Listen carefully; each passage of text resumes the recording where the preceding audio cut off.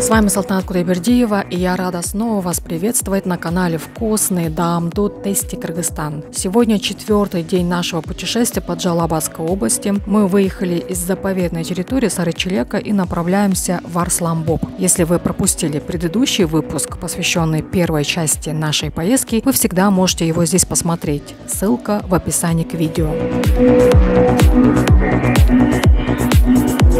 По дороге мы специально заехали в город Кочкарата, чтобы пообедать. Здешние самсы якобы пользуются огромным спросом во всем регионе, и мы просто не смогли мимо проехать, не попробовав и не оценив местное лакомство. Как только мы здесь оказались, погрузились в атмосферу отдыха. Свободных мест в этом заведении общепита реально не найти. Люди сидят и кушают, ведя неспешную беседу и неторопливо попивая чай. Время течет здесь как-то размеренно и незаметно. Знаете, самсы здесь на самом деле очень вкусные, много мяса, а жира совсем нет. Все, как я люблю. Местное лакомство пришлось по душе не только мне, но и всем нашим зарубежным гостям. Позже мы пожалели, что заказали еще и первое блюдо, ведь этими самсами вы будете сыты надолго. Да. Нравится? Честно признаться, мы в предвкушении встречи с Арсланбобом, который является туристической достопримечательностью Джалабадской области. Это село и курорт в Базар-Кургунском районе, куда приезжают туристы со всего мира. Но мы туда попадем только завтра. Как вы знаете, накануне мы очень долго ходили по горам, и поэтому сегодня решили немного отдохнуть. Но восстанавливать силы будем не лежа на диване, а погружаясь в местную культуру.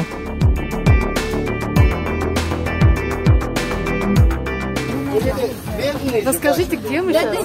Вверх, езжайте. Знакомьтесь, это Луиза. Она хозяйка гостевого дома, где мы проведем целых 2 дня. Жилое здание так удачно расположено прямо у подножия орехового леса, что нам удастся и свежим воздухом вдоволь надышаться, и красотой сказочной природы вдоволь насладиться. Встретили нас, конечно, очень официально, с хлебом и медом в национальных костюмах. Зарубежные гости явно этого не ожидали, и мне даже показалось, что эта церемония заставила их немного неловко себя почувствовать.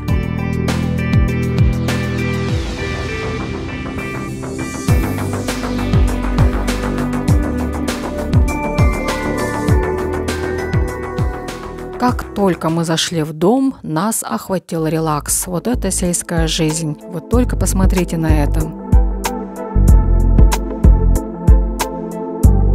Хозяевам удалось сохранить почти что в первозданном виде образцы ушедшей эпохи, мебель советского периода. При этом в доме идеально чисто, аккуратно и уютно. Мы реально погрузились в прошлое наших родителей, а потом и сами стали немного детьми.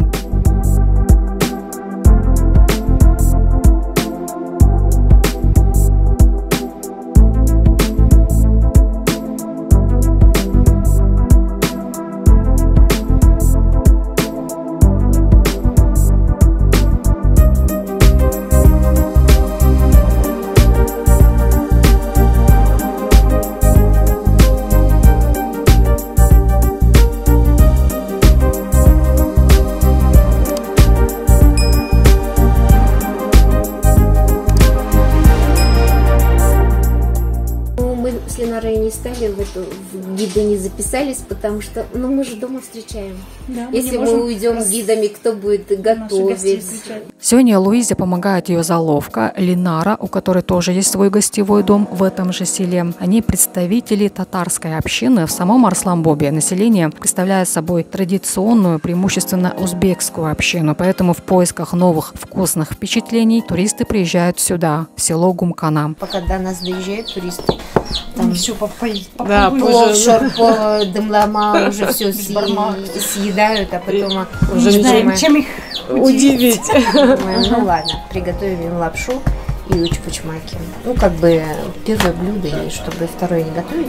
Нам тоже стало интересно принять участие в популярных мастер-классах, на которых гости готовят учпучмаки, блюдо национальной татарской кухни, и пастилу, кондитерское изделие из подсушенного фруктово-ягодного пюре. Это блюдо из моего детства. Наша мама всегда готовила его. Почему оно называется учпучмак? Потому что уч – это 3, а пучмак по-татарски – это уголок. уголки. 3 уголка получается, да? Треугольник. Хотели начать с выпечки, но мы, пока ходили, восторгаясь местным колоритом, хозяйки успели и тесто замесить, и все ингредиенты нарезать. Нам осталось только раскатать тесто и слепить. Так? Да, молодец. Только этот, да, у тебя очень по-простому получилось. Да, очень просто. Да. А смотри, как Луиза делает. Просто когда со своими внучками леплю, они вот так слепят, а я потом вот так. Нет, ну почему? Не. Пойдет, да? Главное, чтобы Не отлепились. Да, и все.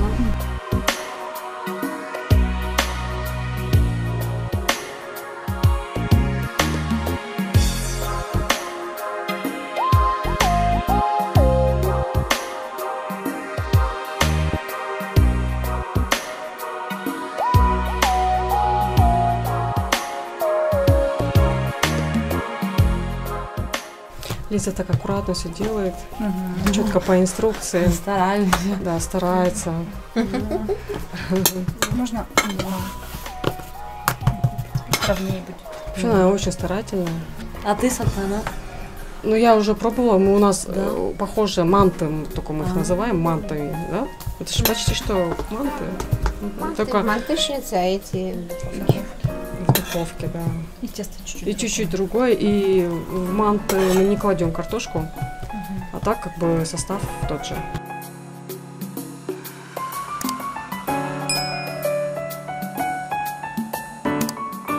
После погружения в домашнюю атмосферу усталость как рукой сняло, и наши туристы, отправив учпучмаки в духовку, с задором и весельем приступили к приготовлению пастилы. Здесь у нас, вот видите, приготовлено это лист, смазанный маслом, чтобы оно не прилипало.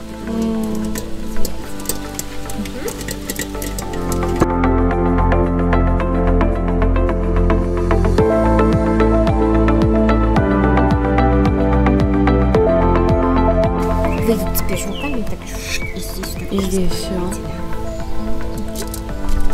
Всю прям. Всю. Да.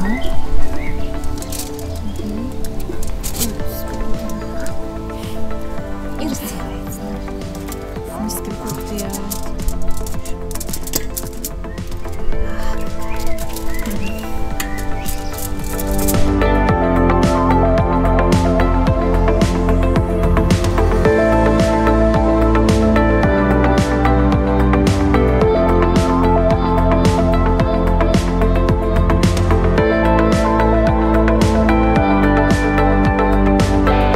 Ну, а я в это время решила немного поработать. И знаете, делать это в здешних условиях оказалось намного сложнее и обиднее всего, потому что хочется на природу, которая совсем рядом, и поболтать с гостями, которые тоже недалеко от тебя. Поэтому настроиться на рабочий лад получилось только через пару часов. Да, работать в деревне круто, но лучше, конечно, здесь отдыхать.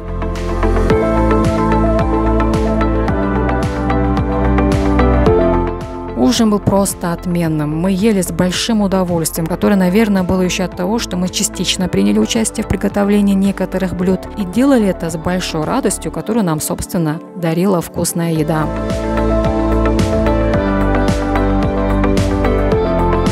Чтобы сжечь часть съеденных калорий и, конечно же, поднять настроение друг другу, гости решили танцевать. А Лиза еще исполнила песню на итальянском языке. Еще одно прекрасное завершение дня.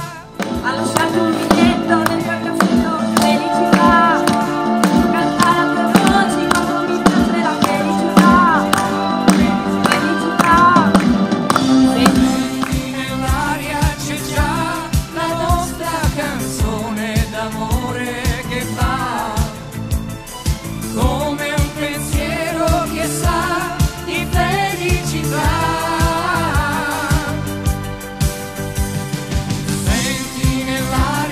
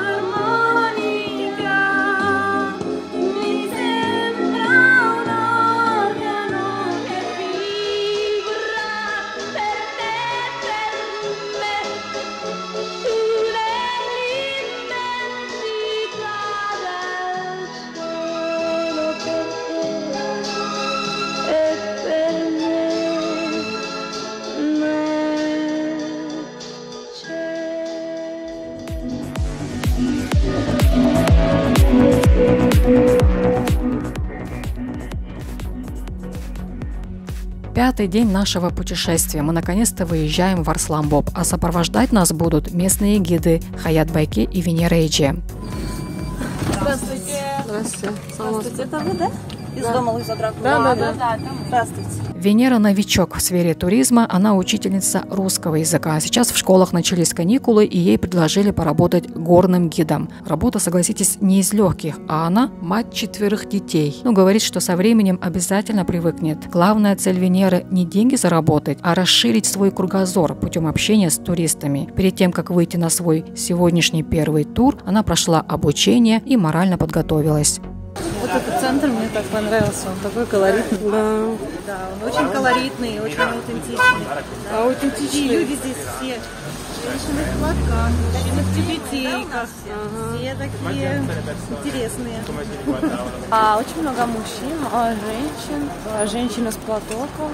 Да, видно, что консервативный village. Да, все на нас смотрят немножко. Потому что мы странные и яркие.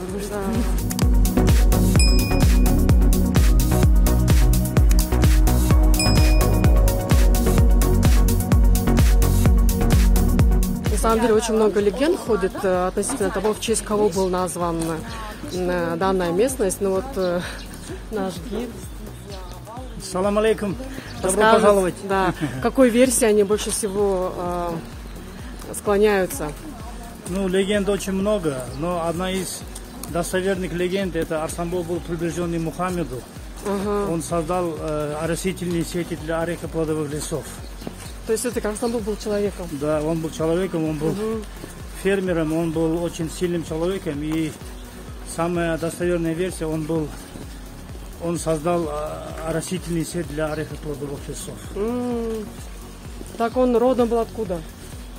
По-разному говорят. Говорят, он с арабского мира, говорят, он был с Персии. Но это надо все доказать. Это очень трудно, потому что для этого надо очень много научной работы. Провести, да? Провести, да.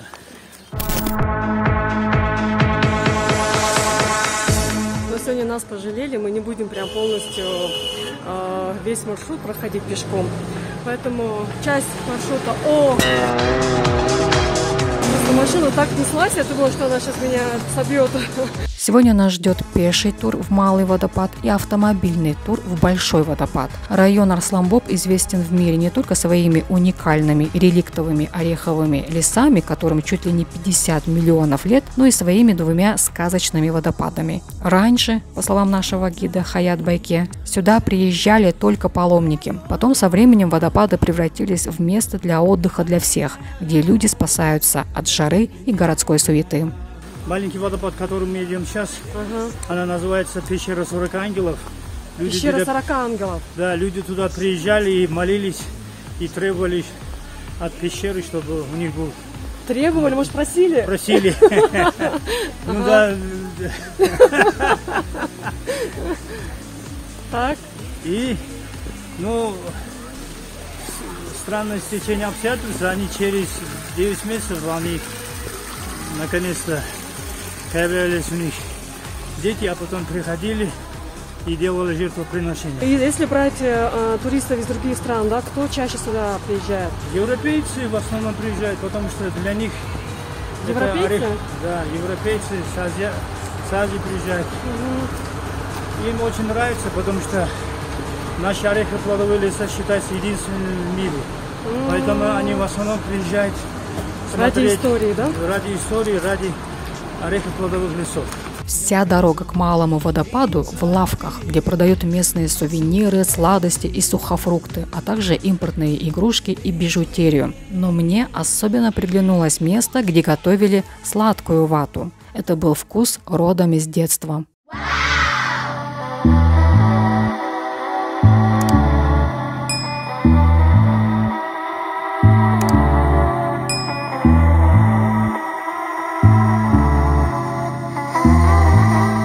И вот он, Малый водопад Арсланбоба. Он более популярен, чем Большой, потому что дорога занимает всего 1,5 километра. Можно пешком достаточно легко до него добраться, как мы, собственно, сегодня это и сделали.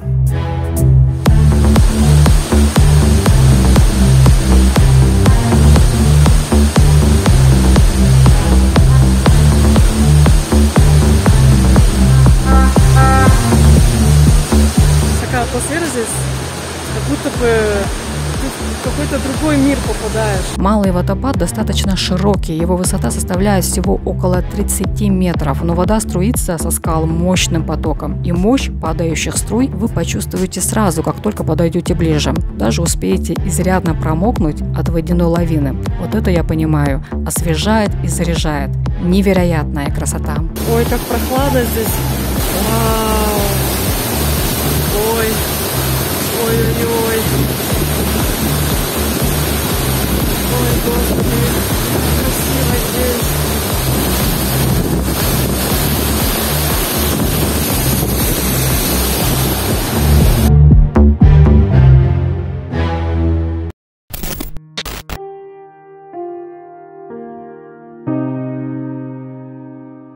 Вот она, пещера 40 ангелов. По преданию, здесь жила женщина, которая, по словам местных жителей, помогала людям. Они до сих пор верят, что в пещере обитают таинственные силы.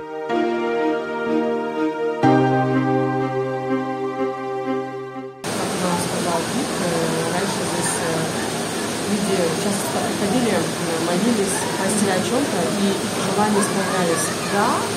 Да. Поэтому у нас есть уникальная возможность тоже загадать желание. Мы, я и Лиза, кстати, загадали желание. Если оно сбудется, то обязательно сюда вернемся.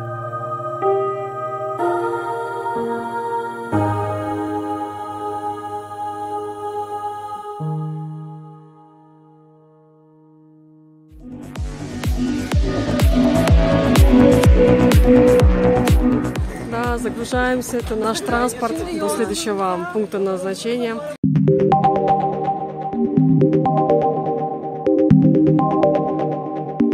Как будто мы в Африке, да, скажите? Да, как будто мы в Африке на сафари. Но мы в Кыргызстане в походе. Да. Этому УАЗику, наверное, лет 50.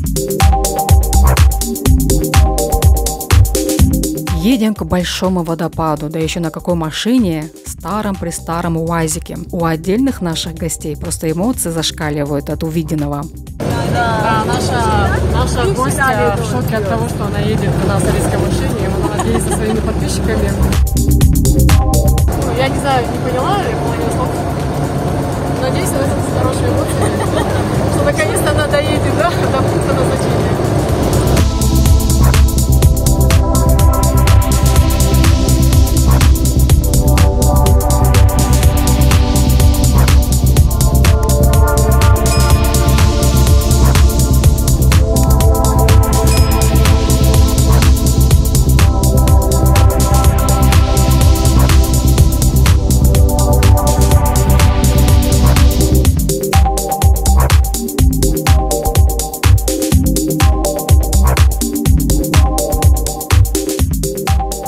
К водопаду добраться сложно, потому что на подходах и склонах достаточно скользкая осыпь. Будем очень осторожно подниматься, но с подножия горы слышен рев водопада и видно, что он похож на длинный язык, который высовывается из расщелины в скале.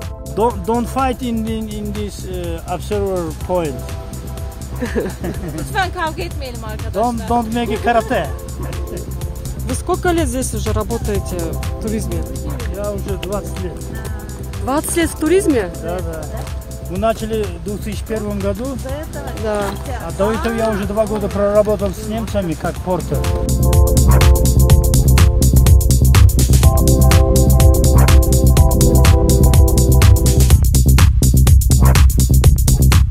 Крутые подъемы. Еще каменистая дорога, поэтому сразу как бы ты не преодолеешь. Надо будет немножко делать перерывы, отдыхать.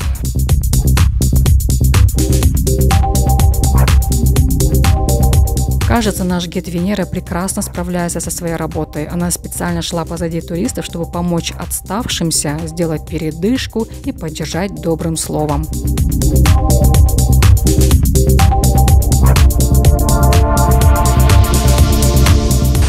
Я обошла всех. Круто. Круто. Лиза, мы сегодня не отстали. Я первая. Да, я побила свой личный рекорд, добралась до вершины раньше всех. Прямо-таки горжусь собой. Добрались до самого большого водопада, высота которого... Высота которой 2200 метров над уровнем моря. Это примерная высота. Но если точно измерить, это будет примерно 2120-130 метров над уровнем. Большой водопад расположен в районе горного хребта Баба-Шатам. Назван так из-за высоты 80 метров. Его, кстати, называют еще и пастью льва, поскольку при падении воды возникает звук, похожий на львиный рык. Легенда гласит, что здесь какой-то очень богатый человек привез сундук золота и где-то закопал. И каждый год золотоискатели села, с других сел, с Бишкека приезжают специально с детекторами, с веревками, с скалазными снаряжениями ищут, но до сих пор не нашли. Или, может, даже нашли, мы не знаем, да, они не говорят секрет. Да. И говорят, сундук золотом охраняет один большой змея, питон. Но люди говорят, когда-то видели они здесь змею большую, но это трудно вериться, потому что она же должна кушать что-то. Заглянуть, куда падает вода, невозможно. Из-за узкой пропасти ничего не видно. К тому же это очень страшно и совсем небезопасно. Но красота впечатляет.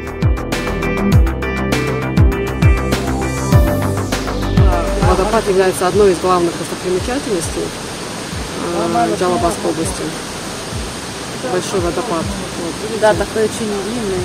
очень длинный, да. Сюда действительно дойти очень тяжело, поэтому не каждому удается добираться до цели.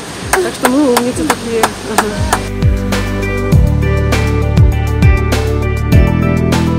Сам спуск снять не удалось, потому что руки были заняты. Меня в буквальном смысле придерживали за руку, чтобы я не упала. Так что имейте в виду, когда поедете на большой водопад. Обувь должна быть походной, а вы сами суперловкими. Только спустившись вниз, мы обратили внимание на небольшую ярмарку мастеров. Одни предметы нас приятно удивили, другие же повергли в шок. Толкан из яблок. Чуть-чуть взяла на пробу. Я не знаю, я первый раз пробую. Потом захочется тебе. Это как, знаете, мы же сушим яблоки. Да. И получается, вот это вот то, что высушили, да, они через мясорубку провели. И вот, я не знаю, и получился толкан. Прикиньте, прикольно. А куда его используют? Для чего? Просто кушать, оказывается. Не для чая, не для каши. Нет, просто есть. А чем тогда пастилы отличаются? Ничем абсолютно.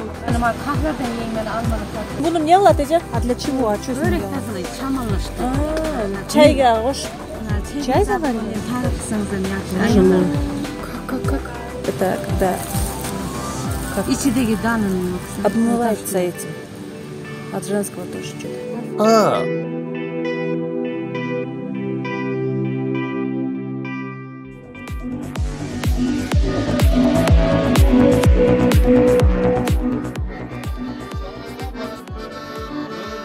После возвращения в деревню нас ждало небольшое фольклорное шоу. К нам из близлежащих сел специально приехали школьные учителя, чтобы показать свое мастерство.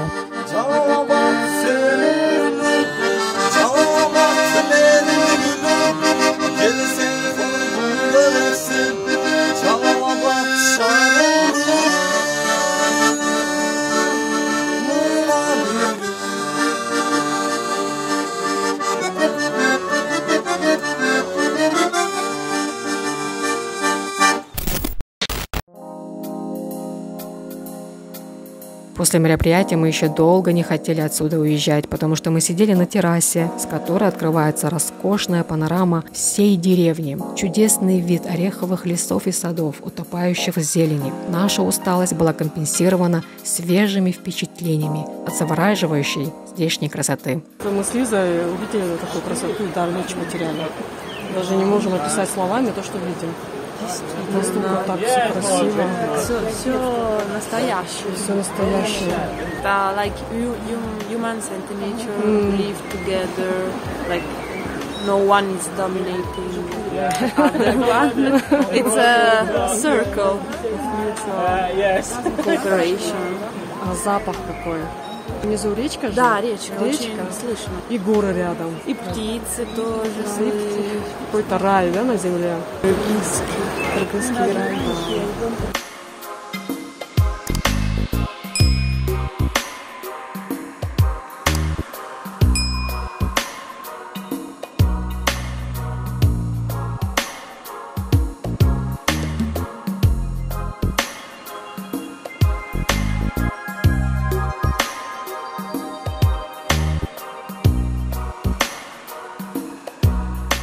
Настало время прощаться с нашими гидами, благо уже не так грустно, как это было пару дней назад. Свет, оцените работу новичка нашего. Ой, я считаю, что очень прекрасная работа, что очень важно, человек заботится, есть желание и забота. Она не бросила отстающих, она спустилась, подала руку, она заметила это. Это вот самое ценное в гиде – забота о людях. Я сегодня познакомилась с такими удивительными людьми, Да. которые в душе очень добрые. Ну, с разных стран, разные же бывают. А они для меня как свои получилось сегодня. И продолжите работать? Да.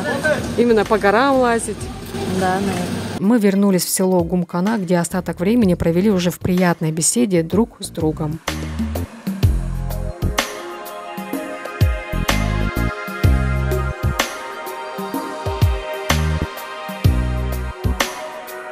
Немного помогли по хозяйству.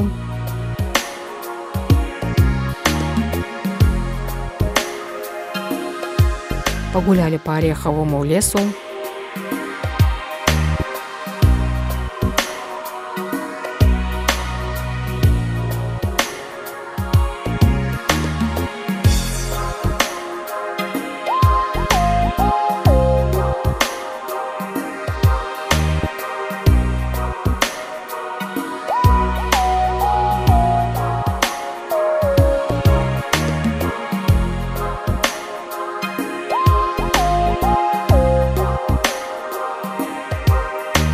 Даже сняли ролики для ТикТока. А вечером нас ждал шикарный узбекский плов, приготовленный Луизой и Ленарой.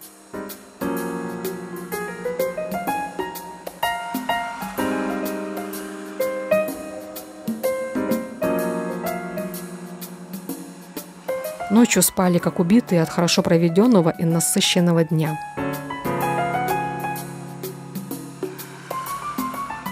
Утром после завтрака хозяева дома и гиды провожали нас уже в дорогу с подарками. Дольше всех мы пробыли в этом гостевом доме. Прекрасное место. Мы здесь реально отдохнули.